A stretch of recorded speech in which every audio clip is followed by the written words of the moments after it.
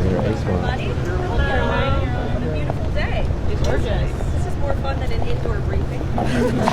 Caroline, how was the president's phone call with Putin? Sure. He just put out a truth statement. If you haven't seen it yet, I encourage you to look at it. But I was just talking with the president and the Secretary of State and the Vice President, and it was a very good and productive call. It lasted more than 2 hours. There were various issues that were discussed. President Putin congratulated President Trump for solving the conflict in Israel and Gaza and bringing peace back to the Middle East. He also thanked the First Lady for her efforts to bring back children and save children in this brutal conflict.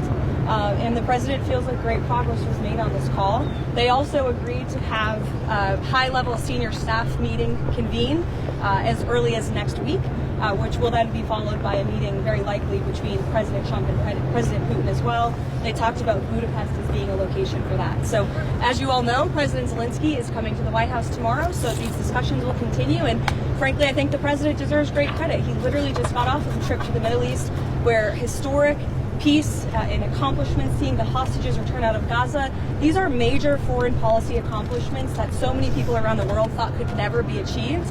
And so I think the president deserves a great deal of credit for doing that, coming home, dealing with so many domestic issues, and then again hopping on yet another call with President Putin and hosting President Zelensky again at the White House tomorrow to try to move the ball forward in peace and end this conflict in Russia. Caroline. Thank you. After their meeting in Alaska, the president was optimistic that he could get Zelensky and Putin together in a room. Does he still believe that he can get the two leaders together sometime soon? I think he thinks it's possible, and he would, of course, love to see that happen. But right now, there were discussions and plans are now being made for the Russian side and our folks, led by Secretary of State Marco Rubio, to meet, and then for President Putin and President Trump to perhaps meet again. But I don't think the president has closed the door on that at all. And when is he going to Putin? You said in Hungary, possibly when? Well, this call literally just happened, so we will provide you with more details as soon as we can, I promise. On that call, did Vladimir Putin commit to sitting down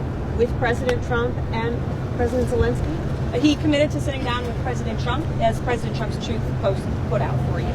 And what did he say what it would take for him to be willing to sit down with Zelensky finally as well? I don't want to get into that, but as I just said, the president and President Putin discussed meeting together in Budapest, and President Trump will talk about that opportunity with President Zelensky when he's here at the White House tomorrow. Does President Trump believe any conditions have changed to make a second meeting with Putin better, more successful than the Alaska meeting? I think the president is always willing to take a chance at diplomacy, and this war, he has always said, is going to have to end at the negotiating table, and so he never gives up, and he's willing to pursue it, and that's what you're hearing from the president. Caroline, I have a question on the cartels. Yesterday we learned that at least the fifth strike on a boat off of the Mexican coast took place. We know that the Trump administration has previously said that they are in armed conflict with the administration is striking. Who are these people? And don't you think not only the people, the American people, but lawmakers deserve to narco-terrorists who are trafficking drugs illegally to the United States of America. That's who we're in a conflict with. And the president's been very clear, and he's been very transparent about these strikes, releasing classified video, unclassifying that video, declassifying it rather for all of you to see, and to let the public and lawmakers know with each of these strikes. And there should be no surprise for this. The president campaigned on using every lever of power to go after the drug cartels who have been trafficking illicit poison into our country for far too long. And you heard the president speak about this yesterday. There was a question about why not just use the Coast Guard to grab these boats and grab the drugs on them. That's been going on for years and years, and the drug epidemic in this country has not gotten any better. The cartels have only gotten more powerful. So the president is taking these unprecedented steps, and it's making a real impact. We are seeing less boats with lots of drugs coming into the shores of the United States of America as a result of these successful strikes, and I think the American people can expect them to continue. Nicholas Maduro, there's a change of leadership at the IRS, specifically putting some of Trump's main allies into leadership positions in the Criminal Investigations Division. There's reports that George Santos is on the list to be investigated. Is there anybody else that you know of that is being looked at or being mentioned of being looked at? Not to my knowledge, no. You'll have to reach out to the Department of Treasury.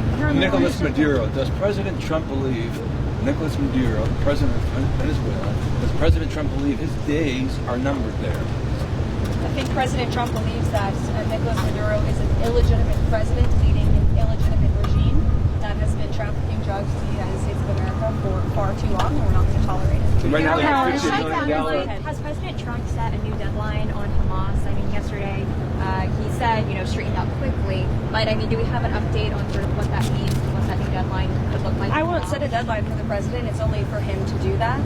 But what I can tell you is that Steve Woodcock and Jared Kushner, who deserve great credit for bringing this deal to a close, for getting the hostages out of Gaza in the first place, are actively working on this. They are continuing to discuss this with both sides to ensure that all of the bodies are found and returned.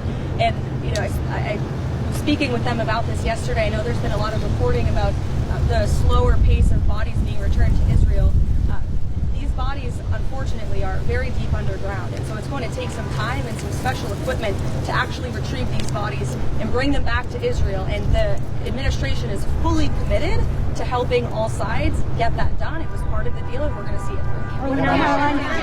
Thanks. Does the White House have a response to the court case that prevented your shutdown rifts going through? Does that take away the president's leverage to end the shutdown? I'm so glad you asked, because I have a very strong response. This is another far-left partisan judge who was snapped down by the Supreme Court in July for ruling on this exact same thing. In May, this judge tried to say that the President of the United States does not have the executive authority to hire and fire in the executive branch. Literally, nobody would ever try to make that argument except for someone who is extremely partisan. And of course, the Supreme Court rejected that ruling in July, and they said, no, the president does have the ability and the legal authority to fire people from the federal government. That is a responsibility of his job as the head of the executive branch. And so you have the same judge going back to the bench and ruling on the basis of politics. We are 100% confident we will win this on the merits of the law, and these layoffs are an unfortunate consequence of the government shutdown. We are now on day 16 of this Democrat shutdown. Democrats just voted again for the 10th time to keep the government closed and to keep the American people hostage. And we're seeing the consequences of it every day. We've had thousands of flights delayed and canceled. Air traffic controllers, TSA agents continue to work without pay. The president tapped into tariff revenue to keep WIC money for women and infants and children going out the door. The president found a creative solution to keep the troops paid. And rather than congratulate the president for doing that, this unprecedented action to get our troops paid, the Democrats want to sue him for it. They're saying that it's illegal. This just shows they don't care about the people who are hurting. They are shutting down the government purely for partisan politics because they don't like Donald Trump.